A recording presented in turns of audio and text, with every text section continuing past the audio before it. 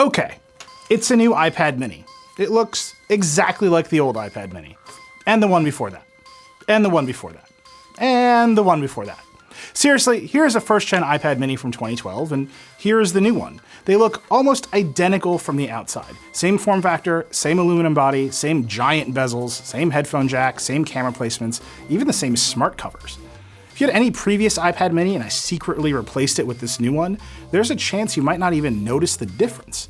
All of the changes to the new mini are on the inside, and they're pretty significant, which they should be, seeing as it's been almost 4 years since the iPad mini 4 was released. Now, these internals are really similar to the new iPad Air, which Apple also announced this week. I've actually got one here, but Dieter is really excited about reviewing it, so he's gonna do that next week. I'm gonna focus on the Mini, which, honestly, I've grown really fond of over these past few days. It's been a really fun review. I asked people what they wanted to know about the iPad Mini on Twitter, and the most popular questions, by far, were either, why does this exist, or why should I buy one? Which are pretty fair questions, but I think they have a really simple answer. Because you want a killer small tablet. That's it. That's the whole reason this new iPad mini exists. There simply isn't another tablet at this size that can compete. Small Android tablets usually have much slower processors and are really designed for watching video. There isn't a great app ecosystem, and there just aren't any small Windows tablets apart from the Surface Go, which is still really big compared to the Mini. With the new Mini, you get basically the entire feature set of the new iPad Air in a small, premium package with more tablet app support than basically anything else in the market. If you are the sort of person who wants a powerful small tablet, the new iPad Mini is the best choice, full stop. I mean, it's basically the only choice. Now, that's not to say this new iPad Mini is perfect or even that it's like state of the art.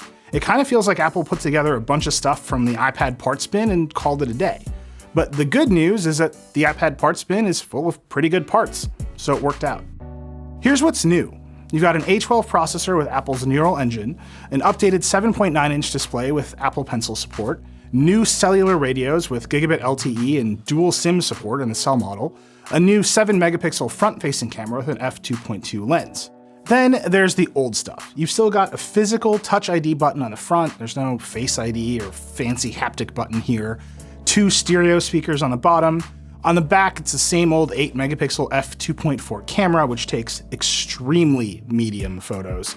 And there's a lightning connector on the bottom, not USB-C like the new iPad Pros.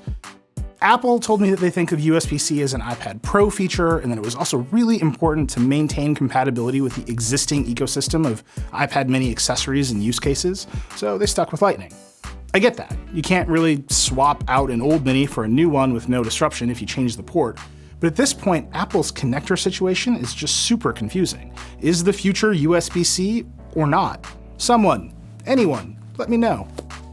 Apple Pencil support is equally confusing. The new iPad Pro came out late last year with a second-gen pencil that magnetically clips onto the side of the iPad and charges wirelessly, but the new Mini doesn't have any of that. Instead, you've got Apple's first-gen pencil, which, yeah. Using the old pencil is why I say it feels like Apple raided the iPad parts bin. The new pencil is so much better than this one. It's easier to hold, it's easier to charge, it's easier to keep track of, it doesn't have a silly cap for you to lose. If there was killer competition for small tablets, I'd bet Apple would have gone with the second-gen pencil on the new Mini. But there isn't, so you get the first-gen pencil. Do your best to hold on to the cap. The pencil itself feels just like the first-gen pencil on any other iPad. It's fast and responsive, it works great across apps it's supportive, and it generally makes the iPad feel like much more than just a consumption device. But it's not bundled in the box. It's another $99, which raises the total cost of the new Mini to $500 to start. That feels like a miss. If Apple is serious about the pencil on the iPad, it should start putting it in the box. Aside from pencil support, the display is very nice in the way that premium Apple LCDs are always very nice. It's laminated, unlike the cheapest iPad, so it feels like you're touching the pixels, and it's got wide color support and a respectable 500 nits of brightness. What it doesn't have is ProMotion, which is Apple's fancy variable refresh rate tech that makes scrolling super smooth. I love ProMotion, I think it's the best, but I honestly didn't find myself missing it too much on the Mini's small screen. The A12 processor in the iPad Mini is the same chip in the iPhone XS and XR, so it's plenty fast. I didn't encounter any slowdowns or lag as I edited photos in Lightroom, played a few games, and tried a couple AR demos. The Mini runs the same iOS 12 as other iPads, which means you can multitask on a Mini, which is hilarious on a screen this small. Here's 2 open apps, a popover window and a video window going all at once, and everything is working just fine. Now, I'm on record saying iOS 12 is too limited to support replacing a laptop with the iPad Pro, but the Mini doesn't have to carry any of those expectations. So to me, the trade-offs feel way more acceptable. So those are the highlights apart from battery life, which honestly, I haven't had enough time to test. Apple quotes about 10 hours of video playback time, and the Mini has been running for more than a day so far. No iPad has ever really had battery life issues, so I'm not that worried about it. Speaking of the other iPads, it's worth noting that Apple's got a pretty intense lineup of tablets now. There's the cheap $329 9.7-inch iPad with a slower processor and a just okay display, the new $399 iPad mini and $499 iPad Air, which basically share a spec sheet aside from screen size and the smart keyboard connector on the Air, and the 2 sizes of iPad Pro, which are marketed as full-on laptop replacements and start at $800. Like I said, Dieter's gonna review that new Air soon, but there's basically an iPad at every price point between $300 and $1,500 now. That's a lot. After using the new iPad mini for a while, I grew pretty fond of it. Phones and tablets have just been getting bigger and bigger for years now, and it's refreshing to use a tablet that stubbornly remains small.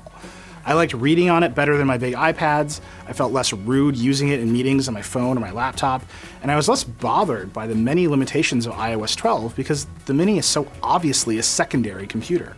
And iOS devices have been getting increasingly complicated and expensive lately, and reviewing them often feels like I have to figure out if they're worth the huge cost premium.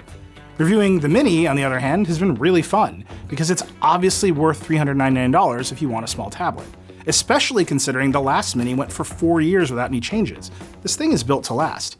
The question is really just if you want a killer small tablet and how you use it, and that is really up to you. Hey everybody, Apple put out the iPad Air this week as well. It's basically got the same specs as the Mini, larger screen. Dieter's gonna review that next week, so keep it locked, youtube.com/The Verge.